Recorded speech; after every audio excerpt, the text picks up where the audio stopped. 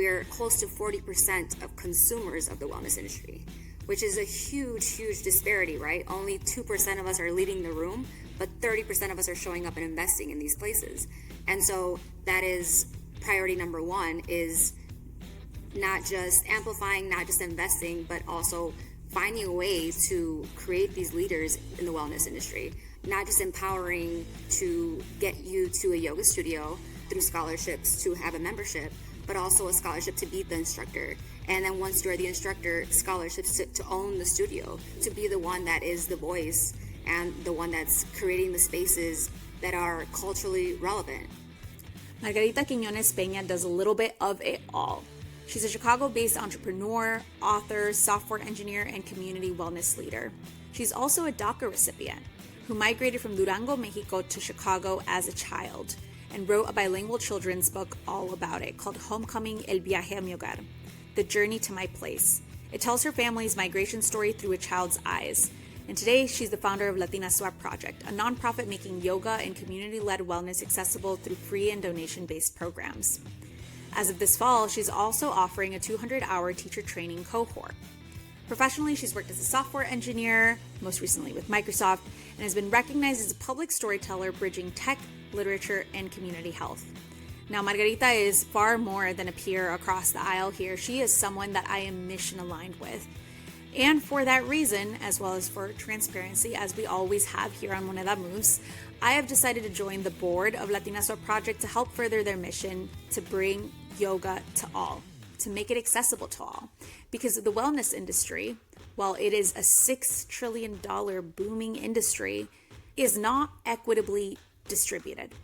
And the folks that often don't get access to wellness are people in the most vulnerable situations, including those in our communities.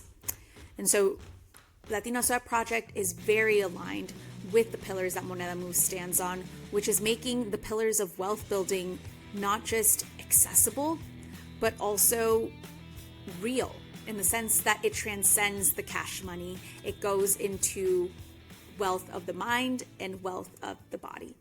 Now, you heard me mention the DACA program earlier in the introduction. For the purposes of this episode, it's going to be important to understand the basic history behind the Deferred Action for Childhood Arrivals program. For that, we'll need to rewind back to 2001, which is when the DREAM Act, the Development, Relief, and Education for Alien Minors Act, was introduced in Senate on August 1st, 2001. It was introduced by Senator Dick Durbin, a Democrat of Illinois, and Senator Orrin Hatch, a Republican of Utah. This was an act that sought to give undocumented youth brought to the U.S. as children a path to real citizenship, recognizing that their lives and futures were deeply tied to this country, and that often as minors, they did not have a say in their migration journey here. When it failed to pass, President Barack Obama created DACA in 2012 as a temporary measure, allowing young people known as dreamers to live without the constant fear of deportation, to work legally, and to pursue their education. Since then, DACA has served more than 800,000 people who built careers, started families, and contributed billions of dollars to the U.S. economy. As of March 2025, when the latest tally was done, only about 525,000 remain active recipients.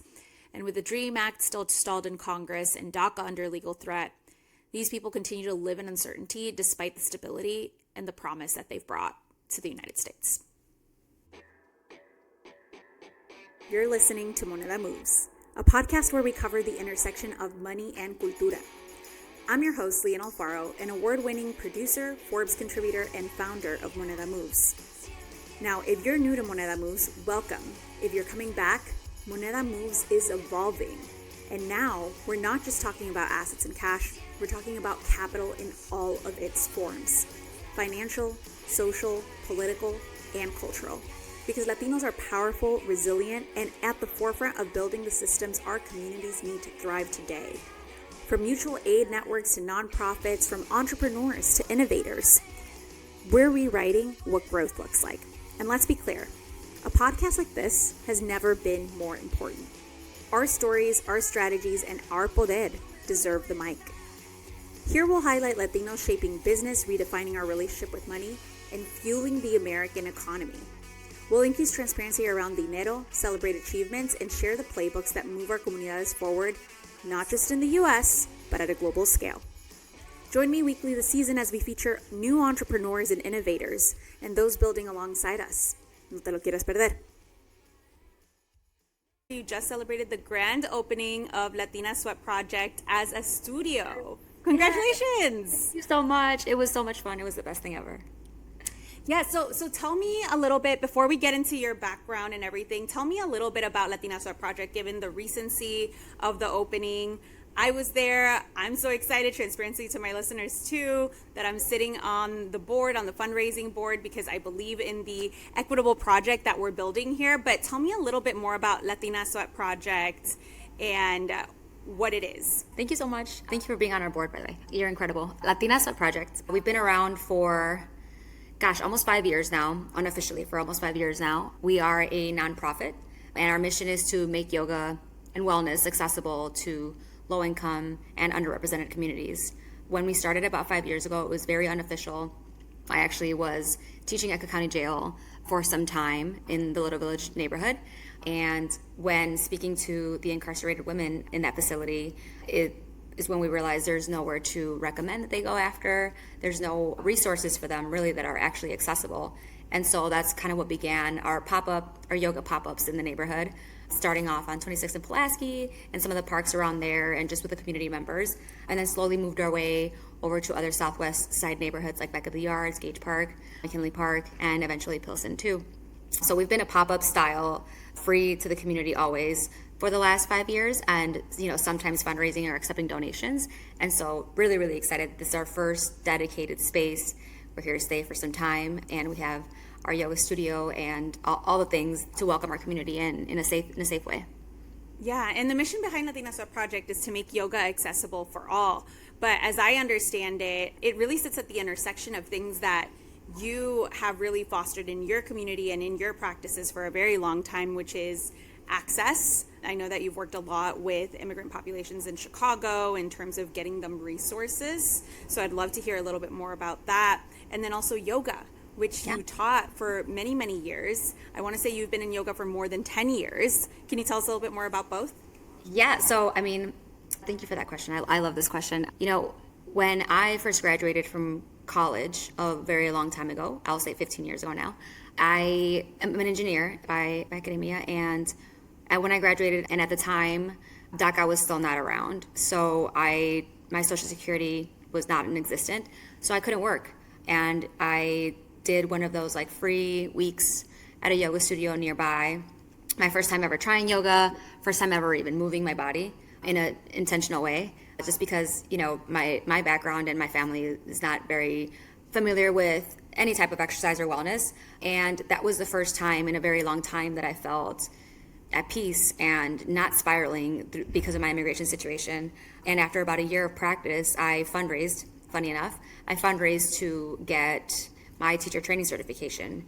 And with that teacher training certification, once I was certified to teach yoga, that's when I first started to bring back yoga into, at the time it was UIC, my college spaces. And I was charging $1, $2, $5 here and there. And that's how that day I made $50, and that day I was surviving and I was eating. And it was such a crucial part of my survival at the time. And then, Barack Obama in 2012 passed the DREAM Act, and I was able to receive a work permit, and I was able to start working from there. But that always stuck with me, that when I had zero resources, this was something that I was able to do to pick myself up and continue to survive, essentially. And so I had this responsibility, this thing pinging in the back of my mind of you eventually have to come back to this and bring this resource back to the community. And so fast forward to many, many years later, I'm now certified to certify others. And that's number one, the first thing that we decided to do with Latina Sweat Project. So phase one of the project was to introduce yoga into our communities. Phase two was to bring a consistent venue where people can attend and nourish their practice. And then phase three, where we are now, is actually certifying our community members and making them the leaders of our space. And so, come December 15th of this year, we have 50 community members that are going to be certified to teach yoga and be the actual leaders in our wellness space. Goal one, and we still are here, and we're still very empowered to continue to move with this practice. But again, just continue to support each other in this survival. To know how much it contributed to your journey and your story, and for you to bring it back full circle, that speaks so much to the mission and vision of what you're building here.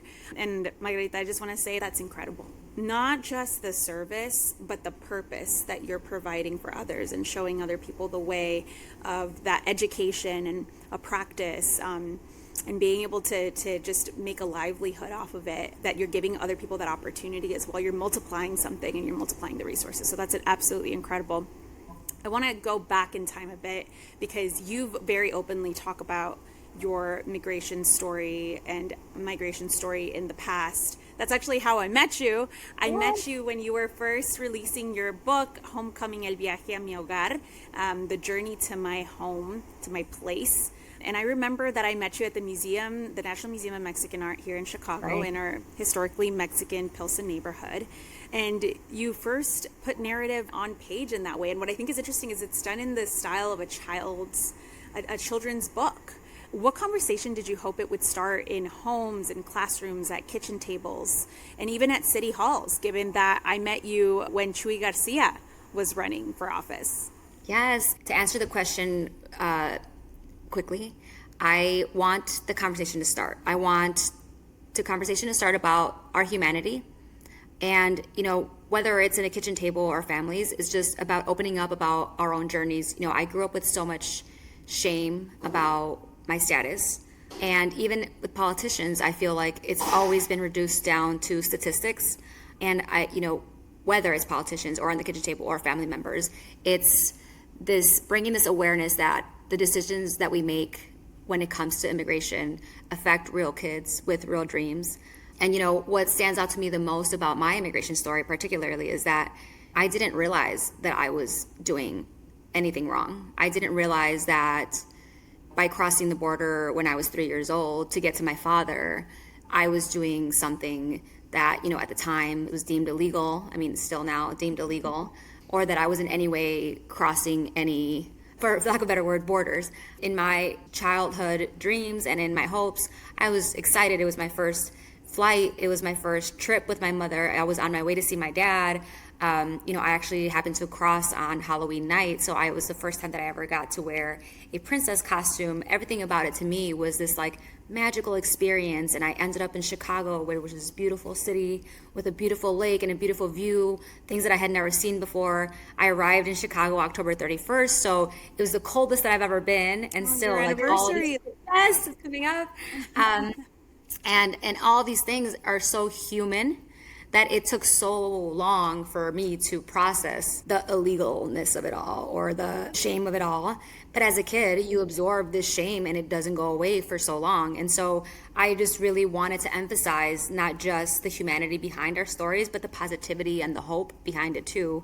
I wanted the children that are coming in now that are being villainized too, to see themselves represented in a way that is positive and is authentic to our story. No one comes with ill will or intention. Everyone comes on survival mode and very specifically seeking refuge. Yeah, absolutely. And Margarita, first of all, I think we'll publish this in the month of your anniversary of coming to Chicago. So congratulations. And I say congratulations because you've been able to portray, one, the humanity, but also the accomplishments that you had.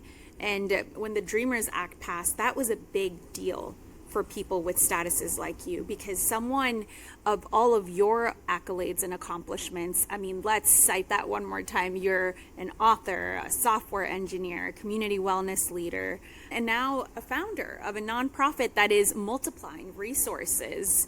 That was a big deal for people like you, and all of the things that you've accomplished to then leave that legacy are so real. And I couldn't think of something to generate that wealth and to redistribute that wealth. I couldn't think of something more American. So first of all, congratulations. But I also am so curious because you've now transcended multiple mediums, right? You've gone from corporate, you've used your book, public speaking, and LSP, Latina Swap Project, to shape how people see Latinos, Latinas, but also immigrants and immigrant stories and community wellness. What have you learned about the power of storytelling and the kind of stories that move people to then take action? When we go back to just processing the shame of it all, going back to what I've learned is not just being authentic, but being an authentic representation. It's not enough to just say, here's who I am. It's here's who I am, and I'm representing an entire community of who we are. And, I do appreciate that, the DREAM Act was passed and that DACA gave a lot of us an opportunity to move forward, but it very much limited who was able to receive those opportunities, right? At the time and still now, DACA is only accessible to college graduates, to anyone without a criminal background, to, in other words, the quote, quote, good immigrant. But I know plenty of non, quote, quote, good immigrants who contribute just as much, if not more, than I ever have.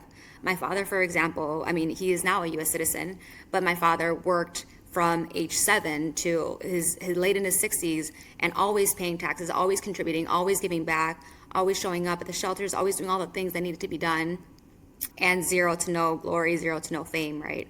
And so I take this very seriously when it comes to being authentic with my story, and now using the resources that I've had with my education to really bring that data forward to explain and elaborate on how this need is urgent, and how these inequities exist.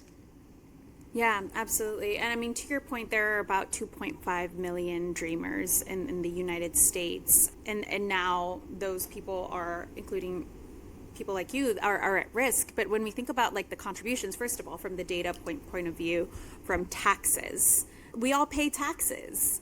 I don't think people realize that the immense contributions that are made to the country. And undocumented immigrants pay billions of dollars in taxes to federal, state, and local taxes. So I am just curious as to what happens when we take that out of the system. Beyond that, like you said, there are plenty of people that may not be quote unquote good citizens, but make immense contributions to the community, because when we talk about class, they see the inequities that exist, right? They see, hey, there is this class of people that are not being serviced by jobs, by current federal programs that are just not meeting the bar of what is met, to get people on the way, not to keep them there, but to get them on the way to further improve their situation. And Latina Sweat Project, from my point of view, is a kind of programming that does that. It gets people on their feet to get further, right? This isn't about a benefit program to keep people where they are, but to help them advance, to help them get out of their current situation from a financial perspective. And so I do think it's important to talk about how Latina Sweat Project offers accessible programming.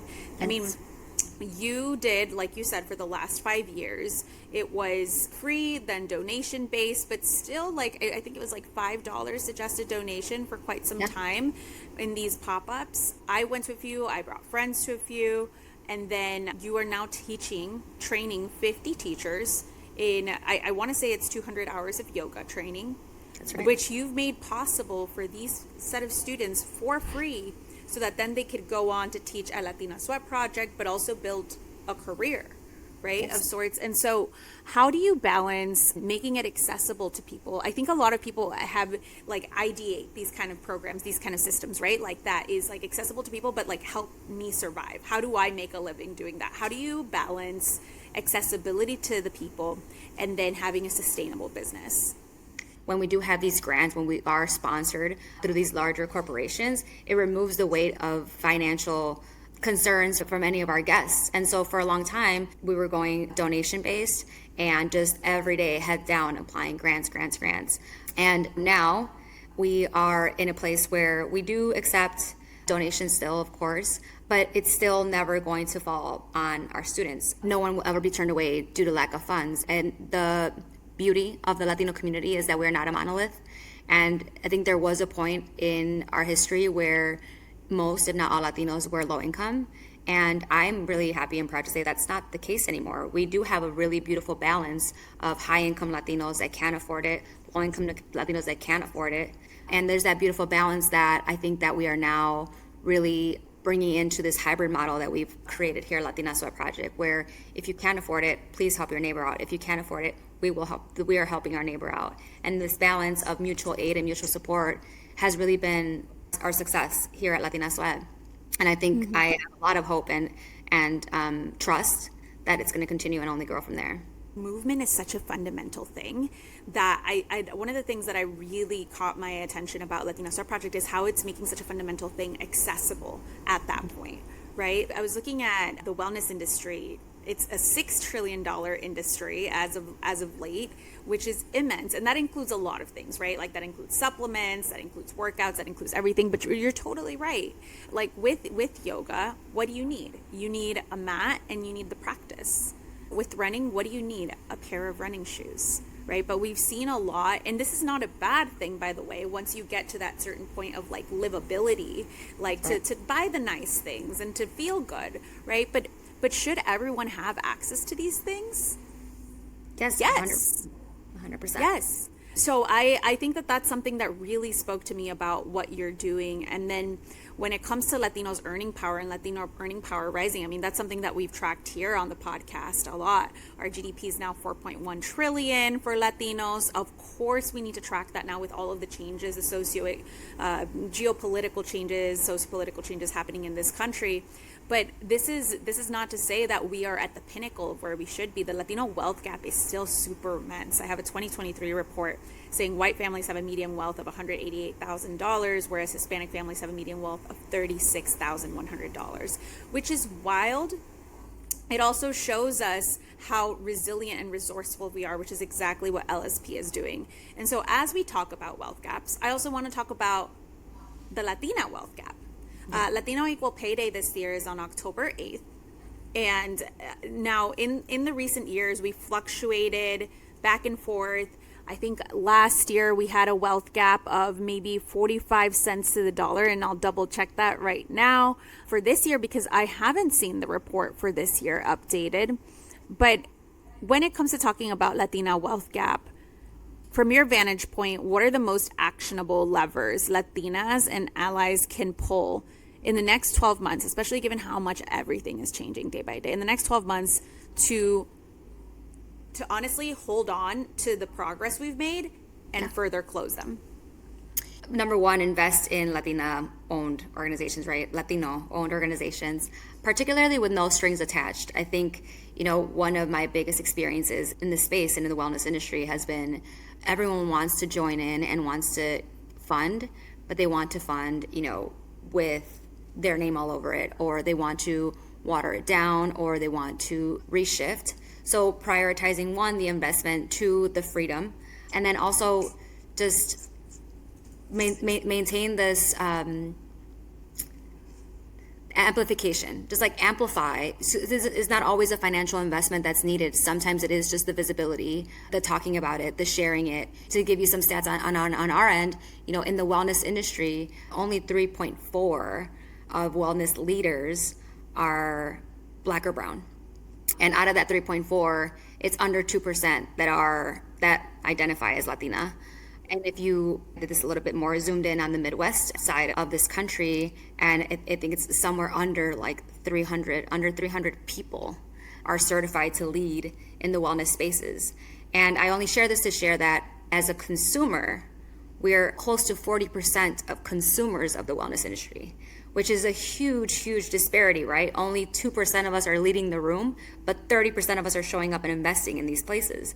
And so that is priority number one, is not just amplifying, not just investing, but also finding a way to create these leaders in the wellness industry, not just empowering to get you to a yoga studio through scholarships to have a membership, but also a scholarship to be the instructor. And then once you're the instructor, scholarships to own the studio, to be the one that is the voice and the one that's creating the spaces that are culturally relevant.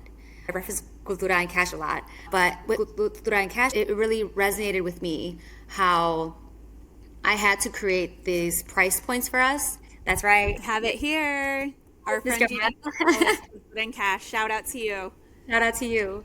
One thing that I sat with for a long time was when coming up with these price points, whether it's donation or not, our culture is different in that even something as simple as like a monthly membership, an unlimited monthly membership, which is a very traditional thing in most yoga studios. Most yoga studios don't have a monthly membership that allows you to bring your tia with you or allows you to bring a buddy with you. And that is such a core part of our culture and our values is that I probably won't go to a yoga studio as often if I can't take my cousin with me, or like my low income cousin can't go, I probably won't go to that class that day because I would rather do something outside with her.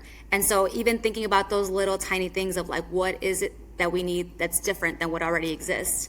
Childcare, for example. So many of our mothers can't show up to a yoga class because to them that means either getting a babysitter or having to argue about who's going to take the kid for you to go away for 45 minutes to get just a sense of wellness and peace in your body. And so these little things that aren't so little, they really do add up, and they are a big factor in why we're not showing up as leaders in the way that other demographics are. And so removing those boundaries out of the way, removing the difficulty of even getting a teacher training, which is, as of right now, like thousands and thousands of dollars, and that's not even including the 200 hours that you're sitting in person being trained. All these things combined are things that we can remove as a community, as a Latino community, as anyone with any type of leverage, amplifying these types of missions, these types of organizations that are doing the work. How do you personally, I mean, you clearly have developed some power of economic power of your own, right? Like, how do you decide what companies, nonprofits, organizations you're going to put your money towards?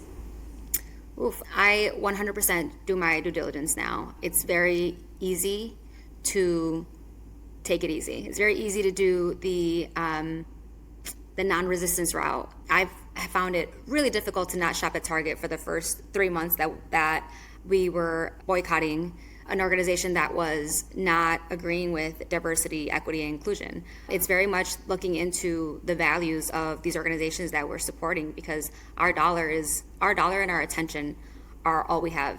And so I personally, any type of investment that I make, I very much look into who am I investing in. It's easy to ignore based off brands. You can look at a logo and go, not my problem. But there's always a person behind the logo. There's always a team behind the logo, and aligning myself with them is step one. Deciding if the investment's worth it from there, step two.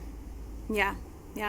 And this is something that on my end, as somebody who's also become an angel investor, like to do it on the, no matter what scale of investment you're doing, right? Like donations, or you're investing because you're helping them grow, which hopefully you are. And then also like startups, right? Like you have to look into who's leading the company, where you're also putting your business, right? And I think this is a conversation that has arisen more in social media in Chicago in particular. You and I being here both have realized how there's an additional scrutiny being attached to business owners, but in particular Latino business owners, right? Because we've made some realizations since the last election cycle about our community and the beliefs in our community. And so, are we aligned?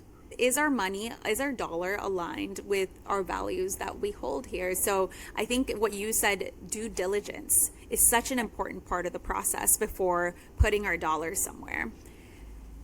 Now, I do want to talk to you about speaking a little bit and responsibilities as a storyteller. Here at Moneda Moves, we often talk about the power of storytelling and the stories that we tell, that they matter. It's a big responsibility to go onto stages. You've spoken at companies, you've been on PBS here in Chicago, you've spoken for Representative Chuy Garcia.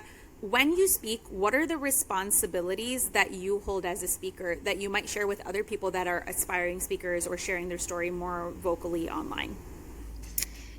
Number one is decentering myself. It's, of course, important always to be that representation and speak authentically from your experience. But always asking yourself, am I speaking with my community? Am I speaking for my community? The difference to me is checking my privilege, right? Checking my privilege in general, but I strive to represent the complexity of our demographic without flattening the narrative, right? Always allowing space for others to step in and pick up the mic after me. And first and foremost, like just avoiding that tokenization, like it's easy to fall into the Latina tokenization and what is expected of you, right? But like we've talked about a couple times already, like we are not a monolith, and it is difficult to say us immigrants or us Latinos or us Southsiders, like we're not all one. So always just like allowing that space and the grace and the humility that I am just one person with just one experience and a very privileged one. And so always leaving room for that middle ground and people not as privileged and not without as much experience that still require and still like deserve representation in these panels and in these rooms that we're in. I think that that's such a solid answer, to not see us as a monolith, to allow room for the different, right? Like sometimes we might learn things from other people, right, who sit in our camp of value alignment, but maybe have had a different experience. Exactly. And also, I think I'm just, one of the ways that I relate to you personally, as a friend, as a peer, is that we've navigated so many different spaces, right? And so I'm so curious, because you've worked in product and which is very like STEM heavy, very heady, and then like you've also worked on community building. Talk to us about perhaps some frameworks. You've talked to us about community frameworks. Talk to us about some frameworks you've learned in that space, in the corporate space, in the tech space, that you feel like have been helpful as you build an organization. Well, I think that for me, they both intersect all the time. And I think that I feel really lucky that I'm an immigrant because, no pun intended, I've worked in migrations when it comes to tech most of my life. And so there's always this intersection for me. I feel like I got the proper educational training for speaking to not just community, but obviously software as well. I learned to listen to users. I learned to create prototypes based off user stories. I've learned to test my prototypes before releasing out to a public. And then I've learned to iterate, right? So when it comes to both community and technology, I use the same path. You're always telling a story about why your product matters when you're in technology. You're always advocating for your product and why people should migrate to something brand new, why the newest, safest thing is what is best for your organization. And I use the exact same language when speaking about my immigration story and underrepresented communities. Here is why it matters. Here is who needs to hear about it. And here is why this is going to be released and why the world needs more of this. So the overlaps in general have taught me, whether it's code or community, everything's about the user, the human story, the human connection behind the need, right? That's the only way technology works or is successful, is if there's a need, and you only find that need through backtracking enough to understand the user's story and then the need. I can tell you've built such a strong community. Just being there the other day, and we'll add some video from the opening, from the LSP opening, but you've built such a strong community in the last 5 years, and I know especially in the last year, the on social media, LSP really took off from what I saw, and you in that entire building, you had artwork from the community, you had community practitioners, you had students, right? You had a coffee shop coming in and popping up. You had people coming together and helping set up, right? Like I think that speaks to the incredible community that you've built and how they're ready to continue to grow. So congratulations to you, Maggie, because you've done this over the like you had a vision, right? Like you were like, I'm gonna come back, and you have, and that's something so beautiful that we get to build with our life, and you're doing it in real time, and I think that inspires a lot of us to continue to do the same, to continue to follow our path of fulfillment and bringing that full circle to reach back and pull people up. The last question that I end with guests here is about the biggest money learning that you've had, whether it's personally or from Latina Sweat. My biggest lesson recently is that, money is a tool, not the goal. I grew up with a hoarding mentality. I think even my mom, anything we had, we stacked it. There was stacks everywhere of everything because this comes from this like survival mode, the survival mentality of like, we might never get it again. And I've really had to like unlearn that and reshift my mind to, it's a tool to get us to what we need, but it is not our end goal.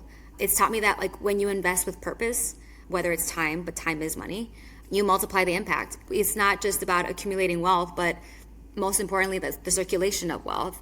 When we circulate our resources within the community, everyone rises. It's this hoarding mentality. It's the survival mode that we all are instilled in for the most part, that I think keeps us in this isolated bubble and is not helping one another. The circulation, the investing in one another, whether it's financial, whether it's an old shirt, whether it's just showing up, is the most important thing. So like the number one thing I've learned about my money is don't keep it still, keep it moving, whether it's investing in something you believe in or whether it's investing in something that you think is going to make your money grow.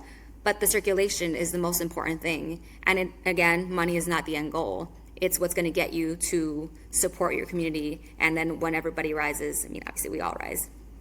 Yeah. Money is a vehicle, right? Like it's a vehicle to grow your wealth, to grow your generational wealth, to grow community wealth, or with whoever you're in alignment with. Money is a tool.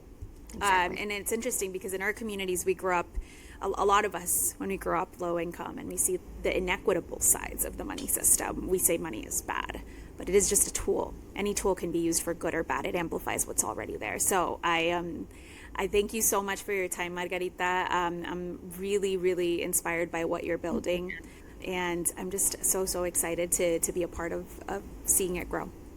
Right back at you. Moneda Moves is so incredible and so important for us to continue to refocus and center our finances and our financial power, right? And I think what you're doing is so beautiful and important too. I'm just honored and grateful to share space with you.